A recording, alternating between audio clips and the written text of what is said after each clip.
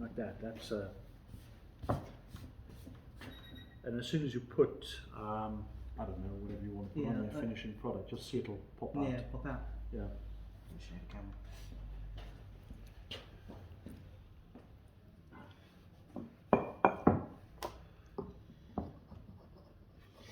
So that is resin in this one here, and then this is Wayne in his wood repair.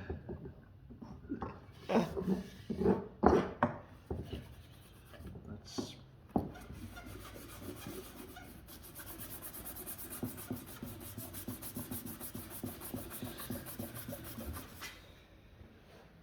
Two-tone repairs. and that just gives you a bit of an Yeah. example of how it works, because it's thermal. So you've heated that, you've cooled it down to a solid state, and it's just the same process over. So liquid goes in and it basically will bond to that.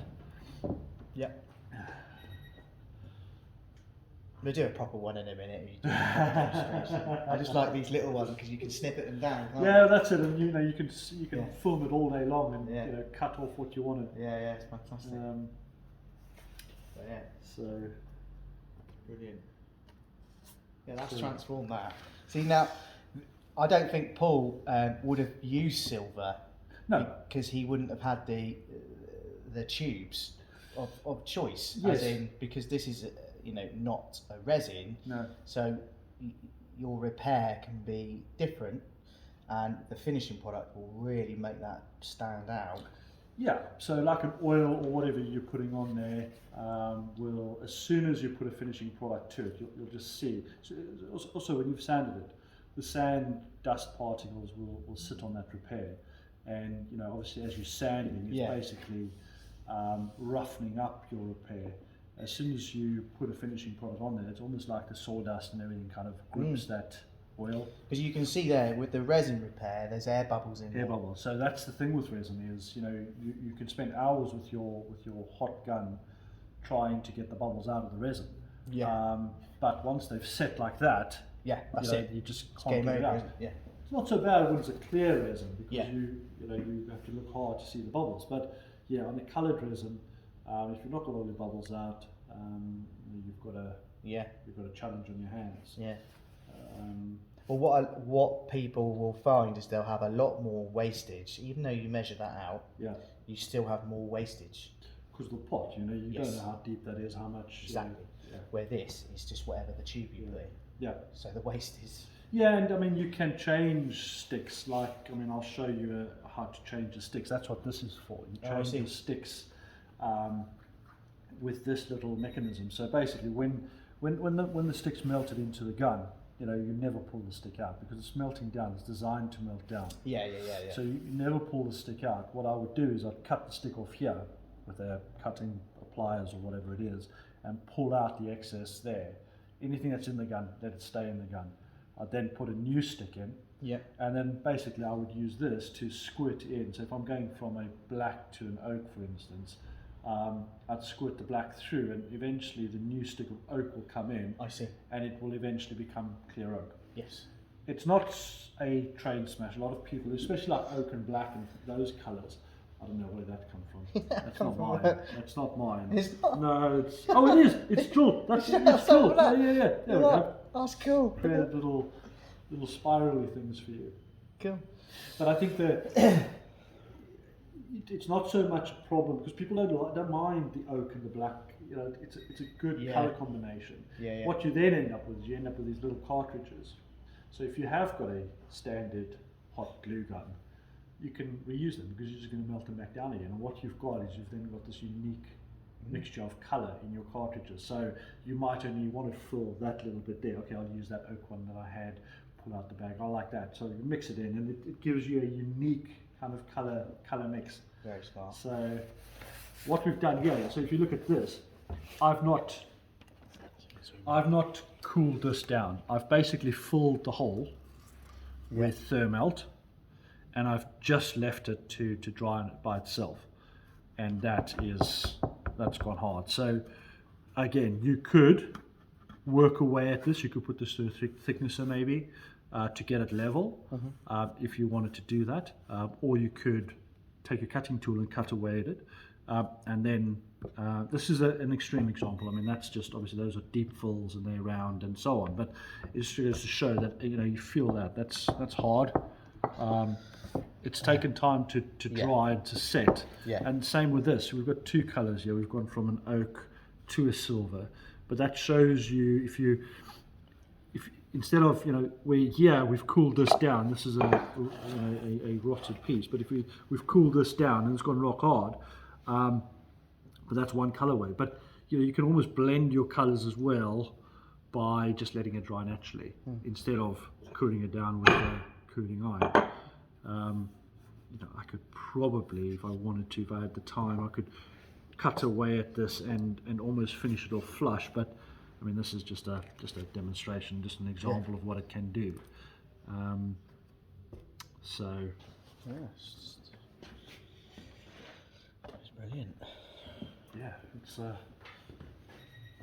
fun product. Like I say, it appeals. It appeals to the professionals, but also the DIYers. It appeals to somebody who is doing something very quickly. My wife's used it. It's so easy to use.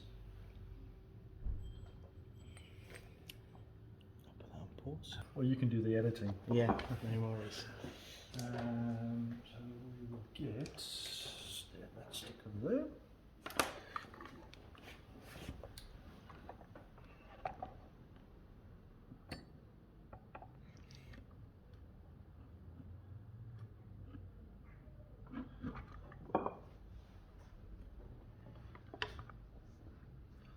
I just love how the color changes once it's cooled off. It's almost like the heat is escaping. Yeah. I think the best thing about it is the speed. Yeah, so that's ready to go, and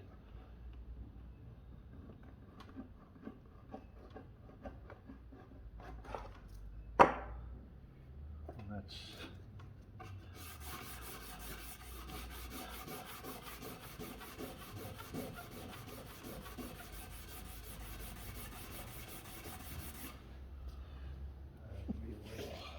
finishing on this one as well.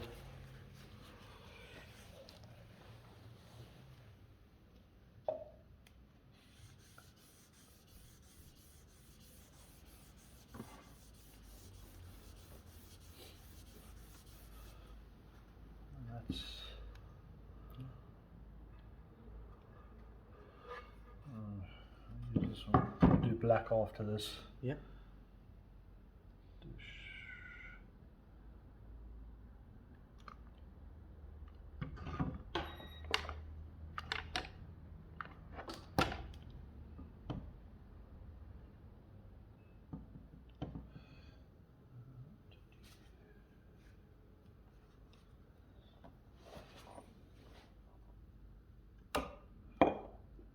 See the colour changing. Yeah.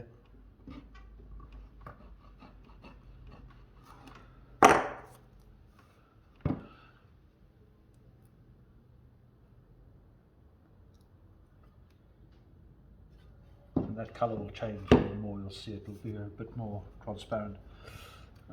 Bigger fill.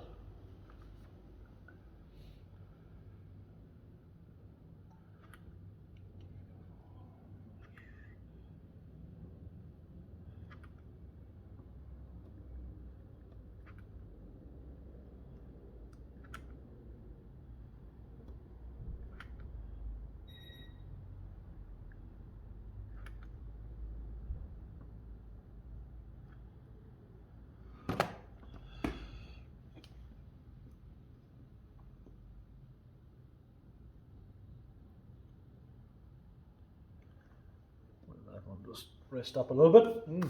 Deep void. See if we can get a bit more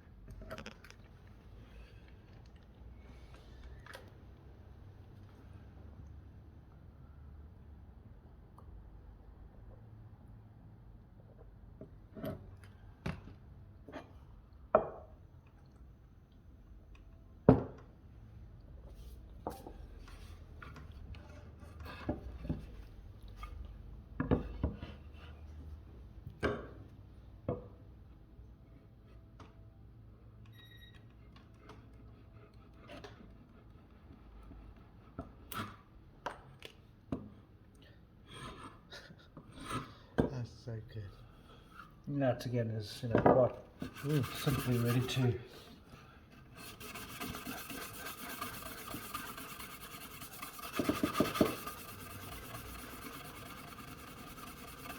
Sand and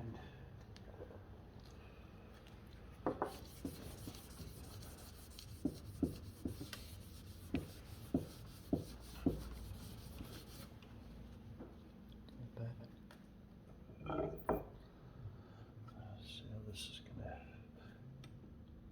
It was a bit challenging when it's not really Flat. 100% flat. You're cutting into the wood with your extremely. But that's not a bad result. I suppose you've got the element you can sand it. Worst Yes, case. you can sand it. But again, you look at that. If I'm cut, that's hitting into the wood. But again, you wouldn't necessarily fix that now. You would, and you wouldn't. This piece of wood, you're not going to use this piece of wood as is. You're going to do some work to it. You're going to put it through the thicknesser. You're going to do whatever you need to. As soon as it's in a position to start the work, that's when you would potentially do your wood repair. You'd still have this, but a lot of the loose bits would have been worked off, like that. That would have been that would have gone through the thicknesser. That would just come out. see if there's something else we can do here. Where's your drill? Is that drill I'll go and get it. functional? Okay. Yeah. Extreme fill. Extreme fill where you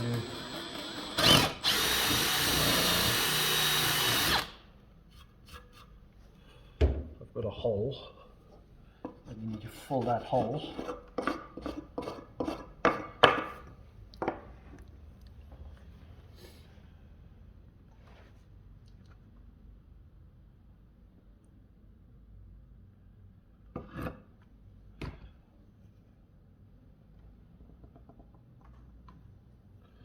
And you don't have to apply, people so often think you push it down and squeeze it in. Don't have to. If you've put enough thermalty in your repair, you don't have to squeeze it down. This is purely there to draw out the heat. So you don't have to squeeze it in. At liquid state, it's already running and kind of going into the repair. Because that's a slightly deeper repair, you'd have to just wait a little bit longer.